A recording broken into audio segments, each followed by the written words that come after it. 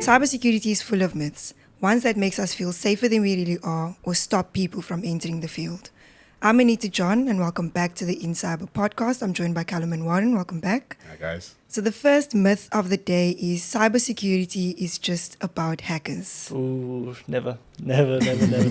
Especially not for me. In my domain, I don't deal with any hacking per se. The only thing that I deal with is documentation, filling out statement of applicability, scopes, chatting to clients. I deal with nothing that is related to hacking. We do look at controls, and we do need to have a capable understanding of hacking. Yeah. But I would say cybersecurity is not at all about hacking. It's much broader than that. I mean, I know it's how I entered the industry. Like that. I mean, I was like, oh, hacking is so cool. Exactly. I also thought so, yeah. Everyone's keen on it because like that's, but Yeah. actually there is a lot more behind it than just hacking. It's a strong myth. Yes. Strong myth. It's a strong Strong myth. Yeah. Yeah. I think also like it's cybersecurity as a whole, I think it's safe to say that it focuses on prevention more Yeah. than just, the hacking side of things. I mean, even the ethical pen testing side of things in cybersecurity, It is prevention. it's prevention, exactly. So it's not about hacking. No. My domain is security operations, so we try to stop the hacking. So it's not hacking. Security Yeah. operations, like you Yeah. said, it's stopping the hacking. So Exactly. yeah, it's quite a strong myth and valid because the hacks is what draws the attention. You know, That's how it's it's how they portrayed. steal the billions and millions of dollars. So obviously that's why it gets a lot of attention. But like you said, in your domain, if a company is compliant but gets breached, then they're gonna have to pay a lot of regulatory fines. So I mean, you see a lot of big stories about people getting hacked. You don't see big stories about, oh no, they weren't compliant. Like, that's Yeah. fine. Yeah. they failed their audit. Oh no. Exactly. it's all these That's big true. things of like they got hacked and Correct, their yeah. something was stolen from them. I mean, is hacking considered cybersecurity? I wouldn't. Ethical hacking, yes. Ethical, It's a domain in cybersecurity. But I'd say. ethical hacking, not hacking. Not the hacking. Hacking that is a people very know. broad term. Yeah, Exactly. It's a true. broad. I mean, you can hack people, you can hack systems. That's very true. So- Yeah, you can hack for the good as well. Yeah. The bad. Mm. The next myth we'll be tackling is you need to know all of the domains in cybersecurity before you land your first role. Ooh, no. False. I don't think that's even Why? close. Why is it false? Why is it false? Because I mean, I for one didn't know all of the other domains that existed. Tying to the first myth, I thought it was all about hacking. So no, you definitely don't need to know all the different domains. You don't need to know. You don't need to have all of the knowledge of cybersecurity because it's a field where you can sort of learn on the job as well. It's a field that's forever evolving as well. So you're never gonna know everything that there is to know. There is always going to be something to learn. So definitely not. Learning on the job is definitely encouraged. It's something like people in the industry are trying to raise awareness to like HR people, to like give people a chance. Yeah. They're going to learn better on the job than just by doing the theoretical knowledge. And you see, but also at the same time in universities, in honors programs or master's programs that focus on cybersecurity, they do try to teach you everything, but it's at like foundational levels. They try Yeah. to like make you an expert in every domain of cybersecurity. That doesn't really help, eh? What? Like what you're saying in terms of the universities teaching you about hacking, teaching you about auditing, teaching you about implementation. Like, yeah, they're giving you the foundation, but like, from there, it's like you're not really, you're not specializing in anything per se, and you go into the industry with all this sort of different knowledge, not knowing where exactly you want to be. So, I mean, I guess I'll take my statement back. It does help, but it's not as effective. Yeah. So I mean, like the one, I think it's called CSSLP, which is a Certified Secure Software Lifecycle Professional. You require to know one of 8 domains to be able to then go have experience in one of 8 domains for 5 years. It doesn't say you need to then be a master at every single of the 8 domains to then qualify, which then allows you to be very good at something and still qualify as a CSSLP or certified secure software lifecycle professional. even if you're in cybersecurity and you started as an intern, you've got your first job as a consultant, and you're getting through the stages, you still don't need to know everything. 100%. And it's part of the whole thing of learning. You can't just know everything, and Exactly, therefore yeah. you have to be accepted everywhere. So It's a vast field, and Yeah. you should actually put it on the screen, the 8 domains that you get. yeah. Because there are a lot of domains, and the certification you're speaking about, the organization that provides it, also have another one called the CISSP, Yes. which is the Certified Information Six. What? You're gonna have to quote me. It's Security. long, but Software security that one has professional. 8 domains, and you have to have experience, 5 years of experience in those domains to actually be certified. So, at the same time, cybersecurity is not. It's not really like an easy field to get into, Yeah. because for you to hack, you need to understand systems, operating systems. You need to understand like computers at a fundamental level, because you can't hack what you don't know. And on the defensive side, you need to understand How that people, goes, yeah. how people think, how users might respond, how attackers think. You need to. There's just so many little intricacies to cybersecurity. It's not just like you're going to learn a course 30 days. Okay, now you know cybersecurity. And Yeah. you become more credible the more experience you have, and the more domains that you go into. So someone who hasn't ever touched networking in their life, but they're a pen tester, they may not be as credible as someone who's done 5 years networking and a year pen testing, and now they're able to then find more information because there's a deeper understanding that they've got. Exactly. 100%. To your point, Warren, as well, you can't, like, they all tie into each other. You can't fully grasp the one domain without having to understand the other domain. And with that being said, you can't know everything before you start. It's, you kind of just deal with it on the job, yeah. Yeah. Sorry, and that's why imposter syndrome is such a big problem in cybersecurity, because there's just so much you have to know that when you do get a seat at the table with experienced people who have a great understanding of all the domains, you kind of feel like you're not in the right Where do place. you even start? You know? Yeah. But I mean, that's the thing, is that that's why we promote, have that drive, meet people, say, I'm wanting to learn. And that's what we said in the first episode. Yeah. Put yourself out there, because you may not be the master now, but in 5 years' time, you're going to be doing the same for other people. So, Exactly. yeah. So private messages are always private. No matter That's who what they That is tell a us. That's what they a want us to myth. believe. That one is a Definitely not myth. true. if, let's say, you doing illegal activities on WhatsApp, Mm. you're running an illegal business, and the authorities catch on and they request WhatsApp to show you the chats, it's instantly not private. So that's not true. Yeah. And I mean, if we storing messages on the cloud, sometimes, that backups are not encrypted as well. I mean, I know on WhatsApp, you can also do that. You can like store your messages on the cloud, and then if you get another phone, you can get those same messages. But people don't really think about the encryption. I know on WhatsApp we have that Encryption. yeah. But is it there for the backups as well? It's only there for when you're transporting messages. Exactly. The flow. Exactly. It stops the attackers from being able to capture the traffic and see what Exactly. you're actually saying. But other than that, once it lands to the other person's device, if there's no encryption on that device, the messages are not encrypted. Exactly. And it's not about that. I mean, like you guys both can't be thinking here, is the other person has full right to screenshot a message, Exactly. screenshot a chat, have loads of information just given to other people because they want to, or they have malicious intent with it.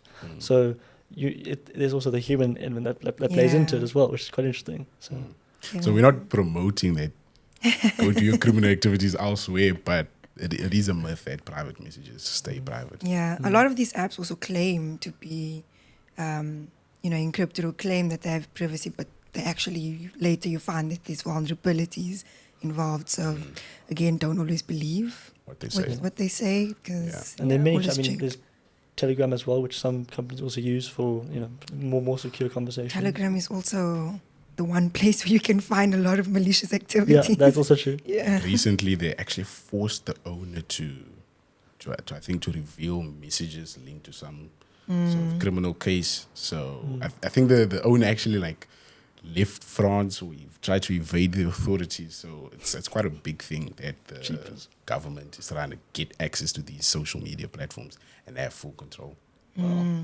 That's crazy. The next myth is incognito mode means I'm fully anonymous. I think this is something we've all believed Yeah, once upon a time. it's quite a silly assumption that we all make. But essentially, what incognito mode means, it means that the browser is not going to store your cookies. And what cookies are used for is to like store information about what language do you prefer, your credentials when you log in, so you don't have to keep re-logging in. So it just essentially cookies just save your session information. Exactly. So when you go to an incognito version, it doesn't keep that information. The moment you press exit, the information's gone. But that doesn't mean that your network data or traffic is encrypted. No, it's Exactly. not. They can still see your traffic if you're using a insecure web server. Number one. Number two, your IP address remains the same. I was just about to say, IP address is still visible. Still the same. So the Yeah. whole anonymity thing goes out the window because we can track the IP address and go to the location if that's what's needed. So all of those things considered, incognito is not anonymous. Yeah, I completely agree with everything you said. There's more to add. Yeah. I think we had a conversation about at one point about cookies as well, and how cookies kind of relate to the whole being incognito and being special. Sorry, not special, but it almost acts as an identifier for that specific person. Exactly. And when you go incognito, it's not saving that, and that's literally all it's doing, as you've mentioned. So yeah, It's not really like added protection. yeah, Yeah. It's just not Not at keeping the all. cookies. I guess for that added protection, things like using a VPN or like VPN. secure browsers. That will actually change your IP address Yes. and make you anonymous. Yeah. But also with the Express VPN, all those like commercial services, they say you are hidden. Yeah. But in the back end, if the government comes to them and says, we want to know where this IP originates from, they have the have means everything. to track it back to your So original basically, there's IP. no guarantee to safety No. online. As long as you don't have control, no. Yeah. and they just don't do illegal stuff. That's Just don't do it exactly. Yeah. Stay safe. So safe. Stay away from trouble. True. So the next myth we'll be tackling is compliance is just a tick box exercise. This is, like I cannot stress enough how much we hear this with clients till today. In audits, people think it's like, oh, we need to have A, B, C, D, that's all. Then we fully compliant. No, that's not how it works. And something as auditors that we, tell to people, and I think this is something I've mentioned in the previous episode as well, is we look at the overall security culture. So not just are you meeting the requirements, but are you also promoting and encouraging people on a day-to-day that they have some sort of responsibility? Because compliance is not just the ICMS team or the security team's responsibility. Everybody in the organization plays a role. So definitely not a tick box exercise. It's an ongoing experience. It's more than that. It's continuous monitoring, continuous management. And attackers they really don't care if you're compliant or not. They're still going to come at you. So you definitely have to always stay on your toes. I'm sure you've seen it in your domain. Like there's a requirement to create a policy, and you can just draft a policy. You can even ask ChatGPT to just make your policy, draft it, publish it. But if you don't train the users, if they don't understand why it's there and What's what's the value of it? it's like becomes a tick box exercise. The best thing that we've had recently, as you mentioned, that companies have come to us saying, we know this is not just a tick box exercise. We want to go through it and we want to understand it and make sure that our information security management system is flowing and it works for us, and that's what you want. As you mentioned, now it's very difficult to create a one box fits all or one head fits all, because for example, in networking security policy, if we are in a remote company and we actually don't have a network, but technically we do have a network because we use Azure AD. Cloud, So we do have a cloud kind of network. So now we need to make sure that cloud is almost controlled in the right way. How do you do that? Through a network security policy. So technically, as the standard's written it, yes, you don't have a network, so you don't need a network security policy, but you still have one. It's just in the cloud. Exactly. Yeah. And you have to understand. Compliance is like an an understanding sport. You have to get it to Yeah. apply it, and people need to stop looking at it as like a headmaster or like a principal. No, it's to help you, to keep encouraging you to maintain your security. Yeah. It's to comply, and it's to continually improve on yourself, or Exactly. maintain that whatever you feel is best for you. Exactly. Not look at it as that I'm done. No more. I was about to say also, like with the security frameworks, they set the minimum requirement, Yeah. keyword being minimum, it doesn't guarantee real security. It's really just like, this is the bare minimum that you can do. For example, like updating something at least annually. So you're going to wait up until the end of the year to tick the box. But then you're giving, an attacker like 364 days to cook up something. So it's like, yeah, we have to understand it's literally minimum requirement. It's not a guarantee. And if companies are just tick boxing in order to be compliant, then they're actually overlooking quite a lot of risks. They must out on a lot. Yeah. Just like with the AI, like ISO 27001 doesn't say you need to have an AI policy, but are you going to wait until it does for you to put one in place? No, you need to be proactive and move with the times. So that's why it's not just it's a tick box. takes long to update these frameworks also, so It takes you don't want to wait. Yeah. I think that it's as much as it's not a tick box exercise, it's also not something that once you've finished, it's done. And I think that goes into the next month, is that once you're compliant, you don't need to do anything more. You're finished. You've become compliant, and now there's no need to carry on or improve. And a lot of so that is a myth. Is compliance is it happens once. Yeah. Not true. Yeah. Okay, so I got another one. Hackers only use advanced tools and methodologies to achieve their goals. No. They're much smarter than that. You'll find that the definitely hackers that get through are the most simple hacks.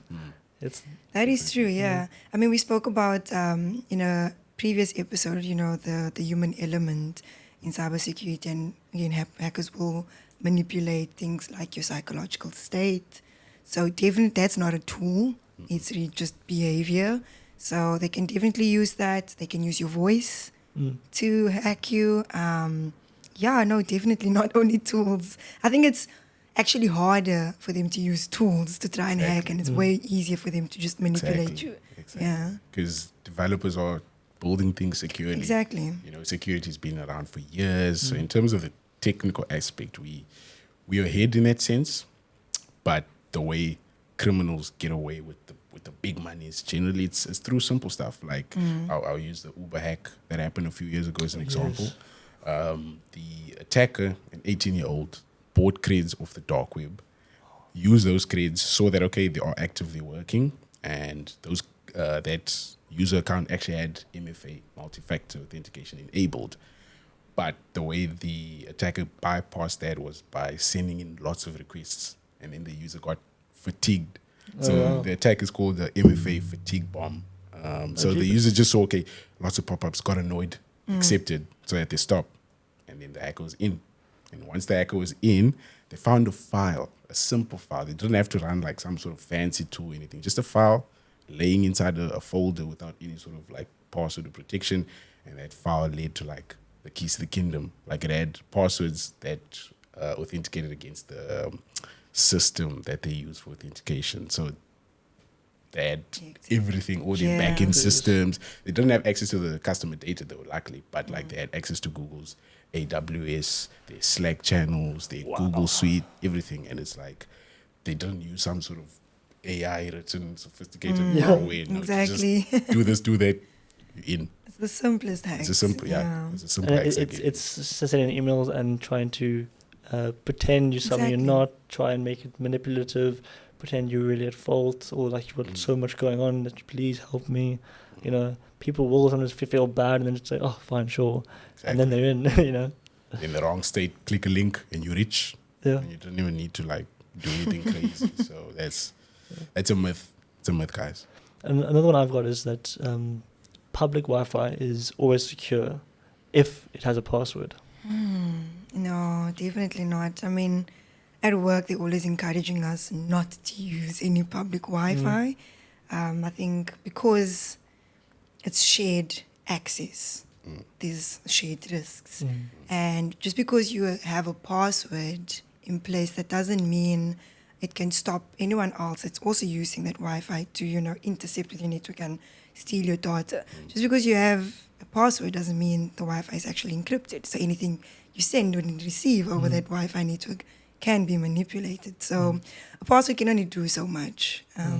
Yeah. And to build off what you're saying, like in a mall, for example, that's where public Wi-Fi is mostly accessed from. You have a lot of different people. You don't know the people. You don't know the intentions, why they're there. And you go to the mall, you don't have data. You're like, okay, well, let me go use the mall Wi-Fi to check my bank statements. And let's just say theoretically your bank doesn't use HTTPS, which is a secure version of HTTP. Like an attacker could sit in the mall, connect to the same network, use a tool to capture your network traffic between you and the bank, and then they're actually able to read it in plain text. So if there's no HTTPS, you can read it in plain text, but if there's HTTPS, it's encrypted. So there are those measures in modern times, but previously back then there was no HTTPS. So it was easy for an attacker to go to the mall, capture a lot of random people's traffic, get passwords, store them, go home, log in, take the money. Is that a man-in-the-middle attack? Man in the middle, yes. Ah, okay. There we go. Also, isn't it something called honeypotting as well? So that's like when you trick attackers to. So let's say you're a company and you have a network where you have your servers and your machines and they can access it through a VPN. You could leave a server outside the VPN, so make it accessible on the internet. Oh, okay. Allow anyone to just connect to it, and then you see, okay, where are the IP addresses coming from? What are they doing? You store that information and then use it as threat intelligence. So that's why that's where threat intelligence come from. They try to like set a trap for the hackers. They fall for it and then they learn from what they did from there and then sort of like put it as measures. Yeah. Wow. There's actually a South African business called Thinkst Canary. Yes. They have like a whole business around honeypots. They're actually like global, like they're used by like American companies. Like they're actually like quite rich and quite famous, and that's their whole business model, like building like little traps for attackers. It can be like a simple text file. You as an attacker, the moment you click on it, the owners get an alert. So like even me and you can go to Thinkst, download their file, set up your own honeypot. You don't need to be a business to do it. Like regular people can do it. Yeah. That's interesting. Yeah. I'll think about that. You should try it out. You should try it out. It's cool. So the last myth of the day is I'll know if my computer is hacked. I think we'd all like to know that. I'm sure people think your screen starts going crazy. It's what they and see in the making movies. You see, like, all the command line. Ransom. No, unless it's a ransomware, because they actually want you to know so that you can pay money to release your files that's encrypted and whatnot. Otherwise, there's something called loggers, and these malwares like capture your information, like your browser information. So they actually go to your cookies, steal that information, read it, and send it back to the control and command server. So in a hacking scenario, you get your attacker, they have their machine, and then you get your target. And then you get what they call a C2 server, command and control. That's where the attacker sends the commands from. They don't actually send it from their own machine that they're hacking from. They have a gateway to do that. What the was I explaining? What is my point? I'm blanked out there. What's your myth? I watch you panic mid-sentence. I'll know if my computer's hacked. Yes. So the whole point is to maintain that persistence, they call it. Yes. You need to have access to the machine to get information, because you could hack this machine, but there's nothing going on at the moment. Okay. Yes. So you need to be invisible. Yeah, for you to exactly. get your stream of information. Exactly. So most malwares are actually undetectable unless you're using antivirus. I mean, Exactly. the one of the ones that I've seen is Trojans or key Keyloggers. Keyloggers. So that's what And that's what I mean by loggers. Yeah, the Yeah. keyloggers. And the ones that'll Like spyware as well. So because they can watch your screen and then see you're possibly entered, and then it comes up with the ... But they will be able to detect what you are pressing, and And that's why, doing regular scans, like you mentioned, antivirus. It's Yeah. important. so you need an AV or an EDR. EDR, Right? Yeah. I'm sure you guys have seen like somewhere on TV on the internet, like people putting a sticker over their camera. Yeah. Yeah. It's because of that. I like, do that you also. Don't know, you don't know when you're hacked and when you're not hacked. So Yeah. just to be safe, you have it sealed off. That's why Mark Zuckerberg does that. He's quite I don't popular for mind. that. I'll smile and wave. Just kidding. Do you want to do that though? So yeah, it's a nice thing to do. Yeah. Yeah. Yeah. Okay, cool. So that brings us to the end of the episode. I hope you guys learned something from all of the myths. I hope you understand the actual reality of it now. I know I've definitely learned something. I'm sure you guys have learned Yeah. something as well. Definitely. And yeah, stay tuned to uncover more realities and just learn more about the myths out there and the actual truth behind that myth. Stay tuned. Let's just. Cheers.